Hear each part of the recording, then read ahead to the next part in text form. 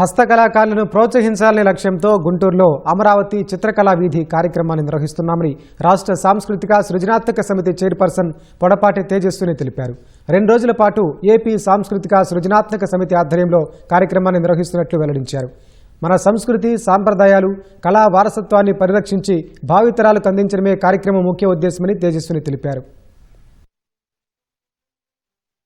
మన రాష్ట్రానికే ఇతర రాష్ట్రాల నుండి చిత్రకారులు అందరూ వచ్చి వాళ్ళ ప్రదర్శనలు జరిపే ఒక ప్లాట్ఫామ్ని క్రియేట్ చేయాలి అని చంద్రబాబు నాయుడు గారి ఆదేశాలతోటి అమరావతి చిత్రకళా వీధి వంటి వినూత్నమైన కార్యక్రమానికి మనం శ్రీకారం చుట్టడం జరిగింది. సాధారణంగా పెయింటింగ్ ఎగ్జిబిషన్స్ ఏవైనా కానివ్వండి ఒక ఆడిటోరియంలోనో లేదా ఒక గ్రౌండ్లోనో జరుగుతాయి.